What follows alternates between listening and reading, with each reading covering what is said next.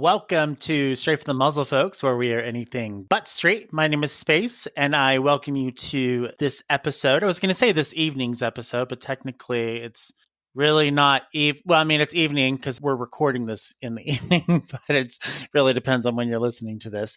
Anyways, before we go into today's episode being the Poetry Slam, I want to go ahead and introduce a brand new host to the show. You've heard her before as a guest on our show about 2 episodes ago, and if you're paying attention, you would know that would be, who are you? Ruby. Hello. Ruby. I was going to correct you just then. It's like evening. Well, I mean, it's not technically evening or late if you never sleep, which happens to me all the time.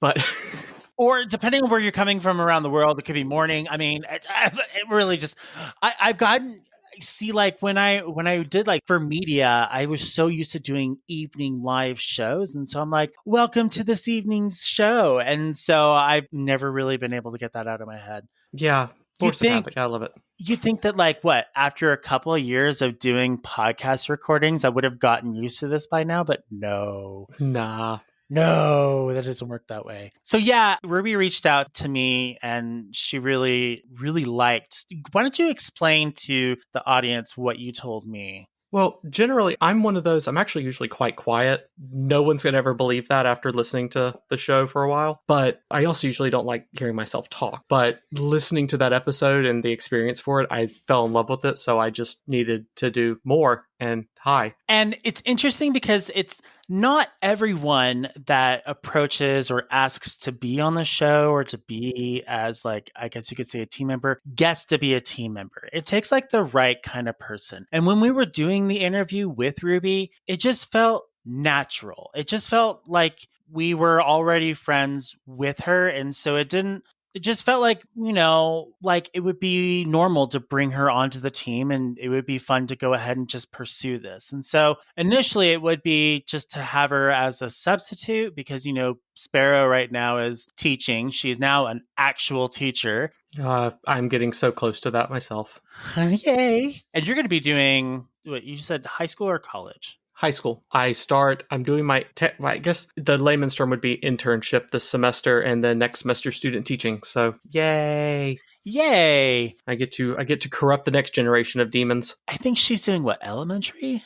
I think that's what she said. It was either her. She's either elementary or middle. I'm the psychotic one and went high school. It's one of those, and I'm really bad for not paying attention. I'll ask her after the episode. Actually, if I had to put money on it, it's probably elementary school. Yeah. Sparrow seems like the kind that could tolerate the very young versus I don't know very many middle school teachers. Sparrow has a pretty patient. With all the talk, like I've talked with her so much, she's actually a very, very, very patient person. So she's perfect for kids. But with her being teaching and stuff, she has to get used to her schedule. And so I know that she'll be out for at least a month or 2. And so to kind of help fill the gap, we need other hosts. And so we have Dear Dog, but Dear Dog's only available on certain days. We have Boomy, but Boomy also has a full-time job. And so there's that going on. And so I'm available, but doing shows by myself isn't always fun. And I'd rather do it with someone else because the chemistry is better when there's 2, not 1. So having Ruby with me would be better than not having Ruby with me.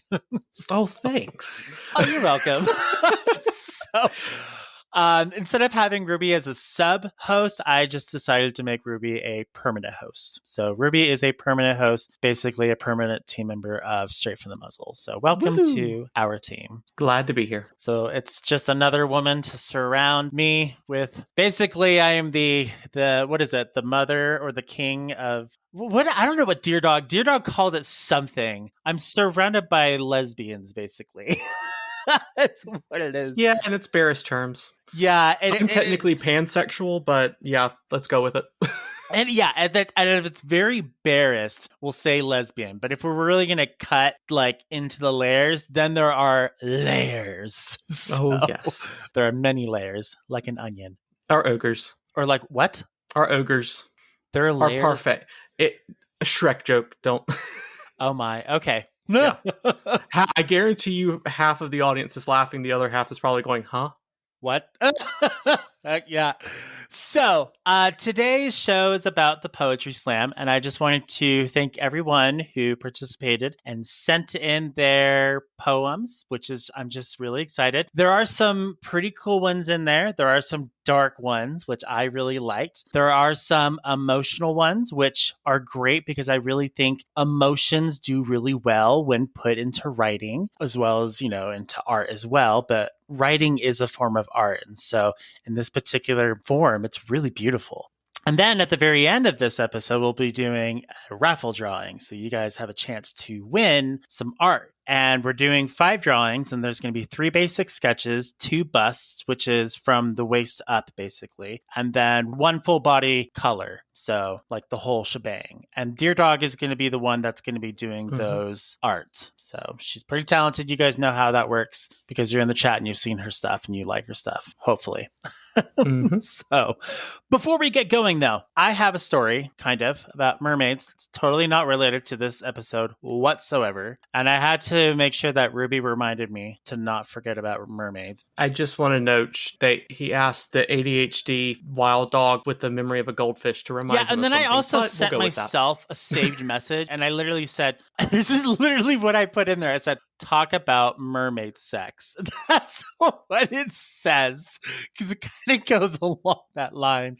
So I guess you could say listener discretion is advised. If you want to skip this part, go for it. And note that I know that goldfish do not have a 3-second memory, but it works in the joke. Okay, so my coworker kind of like yelled at me. She's like, "Oh, hey John," she's like, "I got a joke for you." And I'm like, "Okay." And she's like, "How do mermaids give birth?" And I'm like, "How?" And she's like, "C-sections." And I'm like, "Oh, that's a boo. That's a really bad like dad joke." And I'm like, "But no, let's think about that. Like, how would they? Like, I mean, where is the female anatomy of the mermaid? Has anyone really just explored that? Like, where's the male input go for the mermaid? I don't know. So I was just kind of wondering if anyone out there has a possible theory, please write in. I'd like to know. So yeah, that was basically my thing. And so like I had just like sat there and we had talked for like 15 minutes debating on like how mermaids possibly did it. And why this topic even came up. And I'm like, you're the one that told the joke. I am just the one trying to figure out how it actually happens. So I'm just saying. Yeah, and that was basically the gist of it. And that was all I wanted to say. So if you know anything about that particular, I know mermaids aren't technically real or even real at all, but if you have an idea, feel free to email us with your wild ideas. I am more than willing to, I guess you could say, read those emails. My previous degree attempt was in zoology, and technically Futurama answers that question. Then what is the answer?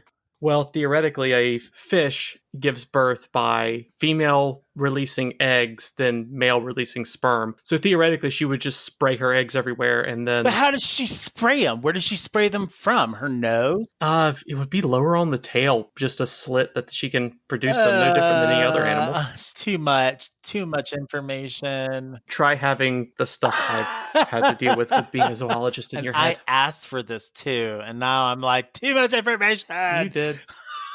This is gross. Completely consensual TMI. Anyways, let's go ahead and just go on to our poems. We have this is an awful segue, but whatever, we're going with it. I think we have 7 submissions? No, 8. 1, 2, 3, 4, 5, 6, 7, 8. Yeah, 8 submissions. Yep, I have 4. And so our first one is from Arc Aussie, and I believe you're taking on that one. Am I correct? I am. Now let's hope I can actually read it, because it's been a long, long time since I've read poetry. Let's see here. Skimming it really quick, because, yeah. Here we go. It is Arc Aussie. It's I, the pessimist. I, the pessimist, the hindsight of a realist whose mind brims with havoc, has long since lost it.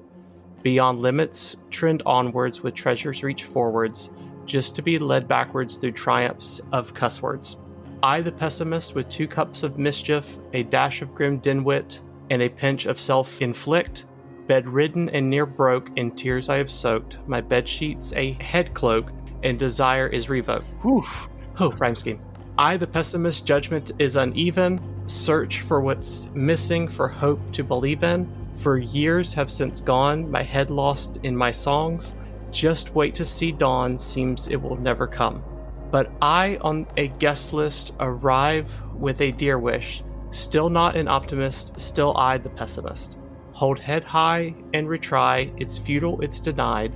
One last chance on this night, I'll be a failure by twilight. Yet I found a high cliff where I saw the sunset, found an angel to spend time with. They gave me an uplift. Soft words and sweet soul kept warm in the harsh cold. A dream I've been sold at last makes me feel whole. And I, the pessimist, who has lost every bit of it, now far separated, demise and deflated. Remember the starlight underneath the cold nights. You were there by my side, now no one to lay by. Believed with a faint kiss, now left to reminisce, as some ends are missed when you've dealt with distance. You've renewed my subscription with a heart I've been given. Our story has been written in graphite on my skin. So I, the pessimist, still but a shipwreck, but slowly fixing it. Don't blame you for what happened. Your heart I still miss. I won't deny this truth, for I, the pessimist, was not a pessimist with you. Damn. It has been a long damn time. Poem reading. Arc, rhyme scheme, amazing. It's me getting back into a pattern where I can freaking read any kind of rhyme scheme. Because sometimes it's how you pronounce the word that matters, and my brain's not doing it yet. You'll get there. Oh, yeah. It's been a long time since I've considered myself an award-winning poet. This is quite the poem. Uh-huh. It's got a little bit of rhyming, and then in other areas, not so much of rhyming. And not every poem has to rhyme either. I don't know if people know that. Poems don't necessarily have to rhyme. A poem can literally just be a paragraph of nonsense also. Mm-hmm. Just depends on how you perceive it. So thank you, Arc Aussie, for sending that in. I've got one here from Noah Volpi. And this one is called Foxes Are Like Galaxies. You're what? Nothing. I just am picturing that. Oh, foxes are like galaxies. You just imagine like tons of foxes just as a galaxy, and that's it. That's all you see. I'll send you the picture I'm thinking of. Okay. Carry on. Sorry. You're fine. You're just like a galaxy. Beautiful, sparkling eyes that enchant anyone that come across your view. Such a bright and sparkly attitude, just like a star. A fluffy long tail with such pretty color, reminding me of a shooting star. You're perfect already. You're just like the beginning of the universe, a scientific miracle that everyone loves, and that would go back in time just to see it again. A beautiful poem about the universe. Yeah, It's all about me, because I'm space. So thank you, Noah. Do you want me to read the next one, or do you think you got it? I get it. Let's see. I have it. Okay. Sorry, I was trying to find an image while you were reading too. So I forgot how short that poem was. No, you're totally fine. Okay. This is Pain or Happy by Greysome. Forgot what you call them. It's emotions. Huh? Yes. All right. This is Pain or Happy. I wrote something down wrong. All right. Pain or Happy by Greysome. Why can't people see what pain a smile can be? The pain behind the mask made of iron-forged joy. The smile I wear to hide the pain I bear. Happiness is so hard to find with thought so dark like mine. Very few can see the lies, and fewer can see past my happy disguise. The pain I feel is heavy, but the guilt to compare is heavier. From years of abusive pain, I question is I'm still sane, but maybe, and just maybe, I'm letting my dark mind win. 'Cause despite my pain, I've learned to help others gain a happiness that is so hard to feel because of a dark subconscious reel. Very good. That one's Holy a dark hell. One. That's a dark one. Huh? Actually, all I could think of was Robin Williams that entire time. Why? Old Robin Williams quote that I believe it's Robin Williams is, I'm going to paraphrase it because, again, memory problems. Basically, those who have seen darkness make sure that no one else can. So those who are funniest are the ones that have felt the most. So essentially. With this particular poem too, we won't go into much of what the author actually said about the poem, other than the fact that when they wrote it, it was about an experience with depression. And so that is their perception and their experience. So when you're listening to it, that's kind of like what you're feeling. When I read it, I felt the pain that they went through. And so emotional writing is really interesting, to say the least. So this next one is easy, and her name is also easy. So, The title of this poem is called I Am the Coat Rack. I am the coat rack, polished and clean. Lay all your dirty, wet cloaks on me. Your hats and coats and canes and scarves. I'll carry all within my arms. You needn't worry, you needn't fear. All is safe when I am here. I am a simple piece of wood, but better a wood than most other could. Cut from the finest oak from distant lands, carved and polished by heaven's hands. You, my creator, my carver, my king, I'll hold as many bowlers and hats as you need. I almost read that as like bowlers or bowels. I'm so sorry. I didn't like. I had to say that because I'm like, oh no, don't say it wrong. So I'll make sure I read that again. I'll hold as many bowlers and hats as you need. Though my branches are breaking, my limbs weighed down by the heavy wet coats I must carry around. Still, I am the coat rack, polished and clean, doomed to break soon, soon to be free. It's a very pretty poem. So thank you, Easy. So your next one is really, really, really long. Do you want me to read this one? I can do it. Are you sure? I gotta get used to it. I have to read my own in just a minute. And mine, I believe, is longer than this one. So, I feel bad because I totally didn't realize. I'm like, whoa, this one's a huge one. I should have taken this one. All right. This first one is by Feylorian. Yep, Feylorian. Wait, did he actually send a recording? I think he actually sent a recording of himself reading it. Well, yeah, I'll do it. I just noticed it at the bottom of the email because I had it printed. Okay. Roses are red, mud is brown. This little poem is a joke. For the real one, scroll down. I'm reading it because damn it, that was funny. I know. Okay, to the real one. To bring in someone new. The other day, a friend said to me, "You wear a tail, it's odd to see. Will you tell me, my dear friend, what is it to mean?" Ah, yes, my friend, it was last July, or maybe it was May. I learned of a world, a special place, that's not so far away. A world where ideas are free, they never cost a dime, where there's no limit, indefinite joy in it, and endless creativity no matter what the time. A special place in my heart, it's where I want to be. As my body and face, my love and my pace is the one I want to see. This sounds quite pleasant. I'd like to see this world not so far away. He then looked up and said to me, "Will you take me there someday?" So I laugh and tell to him, "Why wait and why hold out? There's nothing there to stop us, and I'd love to show you about." We call it furry. Altogether, it's our name. We love our animals. We love the art to suit and draw and game. So come join us. Do take part. Don't hesitate or stall. We can only begin if you're ready to start. I promise you'll have a ball. It seems quite fun. I'll join in, though I have to ask, what's with the suit? This fuzzy thing, with the tail, the paws, and the mask? Well, you see, I can explain. To me, you see. Oh, how do I say? It's not the me I wish to be. It's just the me of today. In this world, this special world, the one not far away, when we wear our special suits, we don't call it dress or play. It is what we see, the fur we wear. It's who we want to be. It's not just a costume, that I swear, it's a special memory. We fursuit, that's what it's called, the fursona that we have, with our special tails, our soft bean pads, our humanness drives us mad. The us we wish to be is who we draw, the us we want to see in all its glory, the teeth and tail and maws. There is a darker side when we hide away for after dark, not for the younger spark, when the adults want to play. But that matters not. Come join in with our dance and songs. Cast aside your human face to find that you belong. Everyone here has a place. No one is cast aside. It matters not age, gender, or race, or in who your love resides. Come one, come all to the special place. Furry isn't far away, and for the new ones, it awaits every single day. Whew. That was a long one. Yeah. I'm kind of interested. I haven't listened to the recording, and I really probably should have. I've been staring at that email since like 4 something, and I just noticed it. And I didn't realize it till you pointed it out, too. I saw that there was an attachment, but I thought it was just like an attachment of a poem that they had already done. Just like, because the other email had an attachment that was the poem. So I thought it was the same thing. That would be me. So, oh well, that's what we don't pay attention to the email. It's good. I'm new, and I can use that at least for the next episode or 2. Shame on me. Dang. All right. Before I go into the next email, I'm going to throw in a fun little tongue twister.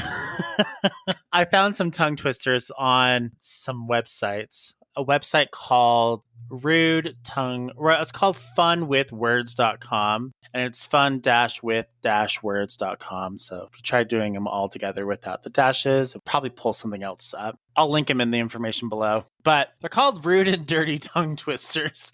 And they're not necessarily dirty, but if you have a dirty mind, then they are very dirty if you think about it before you actually say what you're going to say. Because I can definitely see how, if you read these fast enough, you would say the dirty things. So the first one is, I am not the pheasant plucker. I am the pheasant plucker's mate. I am only plucking pheasants because the pheasant plucker's late. So imagine just saying that really fast. I'm not going to say it fast. I know. I couldn't imagine.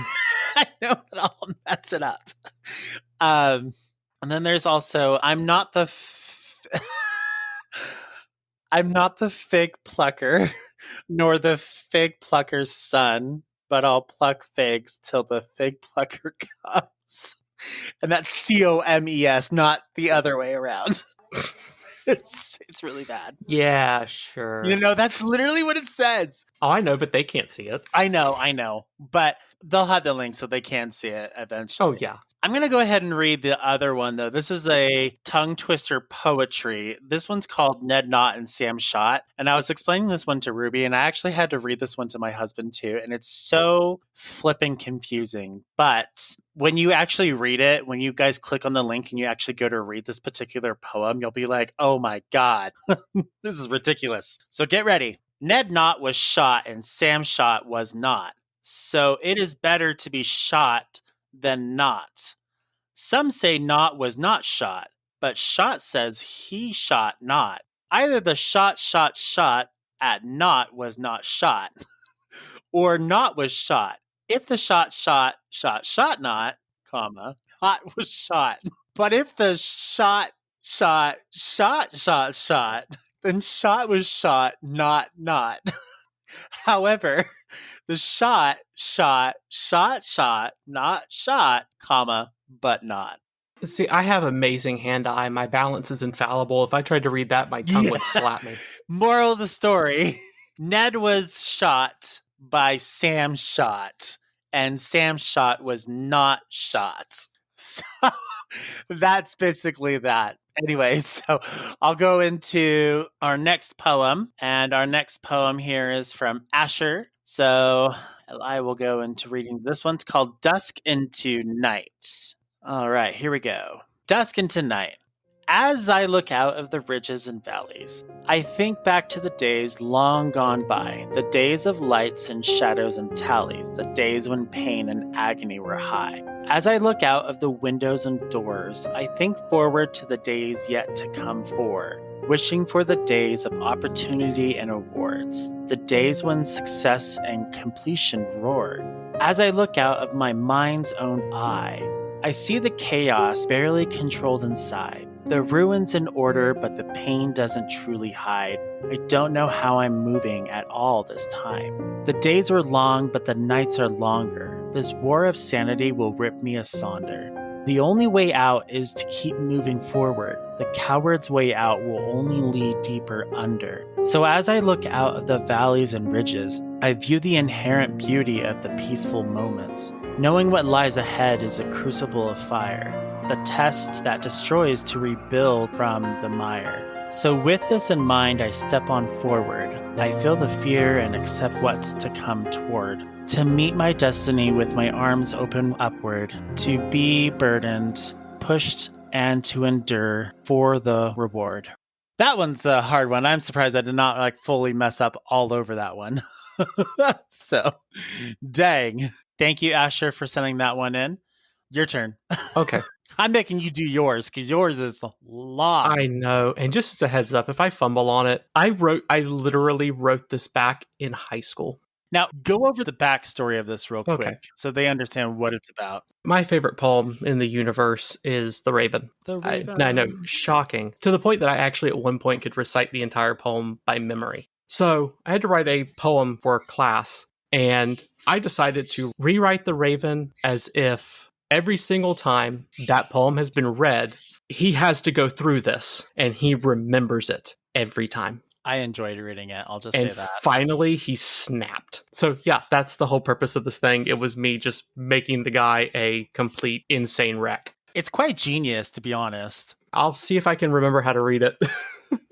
Okay, here we go. The Raven Satire. Once upon a midnight dreary, pondering, waiting, wondering, fearing, have I not been here before? Nodding off, almost napping, and waiting for that stupid tapping, that endless moronic rapping on my chamber door. Some visitor I cursed, tapping at my chamber door. Again it's this, and nothing more. Every year I must remember, especially in this damn December, while each separate dying ember lays its shadow on the floor. Eagerly I wish that shadow would take me, take this ache my head endures, for this tapping on my door, tapping forevermore. And sadly the tapping grows louder, angers me, fills me with fantastic pain never felt before. Therefore that now with ever-growing pulse I stood there thinking how to kill that visitor tapping at my fucking door. That late visitor tapping on my chamber door, how to kill it forevermore. My anger presently grows stronger, hesitating then no longer. Whoever it is at my door, you have until 10 to stop your tapping or your blood will stain the floor. Because I was napping when you started tapping on my door, endlessly tapping on my chamber door, and this tapping will be your last. I opened wide the door, darkness there, and nothing more. Damn. Deep into this darkness peering, long I stared there screaming, cursing, plotting and scheming, how to kill the one tapping on my door. But the silence was unbroken, and the stillness gave no token, and the only word there spoken was the whispered words, no more. This I thought, and the whisper murmured the words, no more. Thank God for this, and nothing more. Back into the chamber turning, all my anger within me burning, soon again I heard a tapping, a whole lot louder than before. Damn, I said, my aim turns towards my window lattice, to end this tapping and hear it no more. Let me see then what my target is, and this mystery explore. Let my hand be steady and this mystery explore, best be the wind, and nothing more. Open there I flung the shutter, when with many a flint and flutter, in there stepped that stupid raven I thought I killed point blank over the top of my door. And a nuisance made he, not a minute stopped or stayed he, perched above my chamber door, perched below that bullet hole from the time before, perched and sat, and nothing more. Then the dark bird begulling my anger into hatred by that grave and stern decorum of the continuance at war. Thy death shall come swift, I said, thou art a ghastly, grim and evil raven. Death shall find you. Tell me how you'd like to die on this night, once again, and nevermore. Much I hated this ungainly bird to hear a discourse so plainly. Through its answer, little meaning, I feel I've heard this once before. I can't help feeling that no human being had ever yet cursed with seeing that damn bird above his chamber door. Bird perched over my chamber door like so many days before, with an ever pointless name like Nevermore. But that raven sitting on top my dark bullet-filled door, speaking only that word, as if his soul longed to curse me as he has those many times before. Not another word will he utter, not another feather will he flutter. All I could do was shudder, hoping to end it now and repeat it nevermore. Ah, nevermore. Startled at the silence broken by my bullet in the wall, a token. Damn, I said, I missed. Oh well, we'll see what more I have in store. The story you will not see end. Your soul I plan to send back to the hell you once were born, forevermore. Oh, forever, evermore. Once more I tried to fire, hoping my eyes no liar, as that demon fell plummeting to the floor, in the shadows of my chamber door. From that shadow he will be lifted, nevermore. Once upon a midnight dreary, while I pondered weak and weary, over many a quaint and curious volume of forgotten lore, while I nodded, nearly napping, suddenly I heard a damn! I love it because it starts all over for him. I know. All over again. The challenge was writing it with Poe's timing. Right. Oh, God, I haven't read that thing in years. That's so much fun. It's funny too. I mean, it's just, I almost feel like this should be in with the actual Raven poem, that because it should just follow. And I almost feel like then someone should pick up after this poem and write the next part after where you have it saying it's around. It just keeps going. It's basically if you took the Raven and Groundhog's Day and just shoved it together and made it star Bill Murray. I think this is what you'd get. Yeah. And it's pretty good. It's I think it's pretty good. With a zombie Vincent Price as the Raven. Oh. All right. Our last entry comes from Secret with 2 E's, Gamer777. They must be lucky. Called Red Eyes. Now, this one was actually really cool. They said this one was a bit dark. I actually liked that it was a bit dark. I kind of want to see it made into a very short animation just to kind of see what it would be like, because I can picture it in my head, but I really liked it. So it's called Red Eyes. Oh, I just touched my microphone. I just want to make sure it's good. Okay, we're good. Okay. Red Eyes. With red eyes he stood, his shadow casted upon the land. With red eyes he stared into the hearts of the weary. With red eyes he judged them, until he found the innocent. With red eyes he killed them, except for the innocent. With red eyes he carried them on his shoulders, his claws dripping in crimson. With red eyes he left, taking the innocent with him. I want to know who this Red Eyes is. That's what I really want to know. Like, is it like a metaphor? Is it supposed to mean something? Like, it's just, ooh, ominous. I don't know. It's just so, I think it's cool. Oh, yeah. I think it's really cool. So I feel bad for the innocent because they're not going to be so innocent after that. He's probably going to kill them. Just saying. Anyways. Well, thank you everyone for once again, like I said at the beginning, for participating and sending in your emails. We greatly appreciated it. It's that time where we do a drawing and you guys get to win free art. So I'm excited. So I have a random name picker that I'm going to go ahead and just put everyone's name in real quick. All right. So the names that we've got here are Aussie, Noah Volpi, Greysome the Skulldog, Easy, Feylorian, Asher, and Secret Gamer 777. Now, that's not the order that it's going to jumble them in. It's going to jumble them in randomly. As I get them, each person will receive an email if they are the winner. But we won't be publicly announcing who the winners are until you guys actually see this episode air live. So by the time you hear this, you'll actually have already seen most of the winners already been announced. So this information at this point, pointless. Whatever. Anyways, so let's go ahead and do our first drawing. Drum roll. It is Feylorian. And that is for a basic sketch. It's exactly what it sounds like. I know it doesn't sound very exciting. From who it's coming from, that's still going to be pretty impressive. So yeah, I mean, it's still something. And then for our next basic sketch, we got Greysome the Skulldog. I mean, it's free art. Who doesn't love free art? Oh, I always love free art. And then for our last basic sketch, we've got Aussie. Nice. Congratulations. Nice. So now I'm going to go ahead and remove you guys from the list and move on to the next one. So now it's down to Noah, Easy, Asher, and Secret Gamer. And this is for 2 busts. So that's from basically the chest up. So 2 of those. And first winner is Secret Gamer. Congratulations. And our next winner is Easy. That was easy. Awesome. Oh, God, don't. Yeah, I used to work at Staples, so yeah, that was easy. It's still burned into my head. That was easy. I used to have the button. The Yeezy button? Yes. Yeezy. So now it's down to Asher and Noah for the last one. So who's it going to be? Do you think it's going to be Asher or do you think it's going to be Noah? I don't want to say anything because generally when I pick RNG stuff, I get it right. So. Okay. It's going to be Noah is our full body. Woo! Sorry, Asher, but there's always next time. And you know that every once in a while we'll do little art raffles and we'll give things away. So you know us. We'll do it again eventually, probably later on for Christmas. You'll have another chance to win then. Once again, thanks again for listening in, you guys. And we'll see you guys next time. See you next time. Bye. See you. Bye.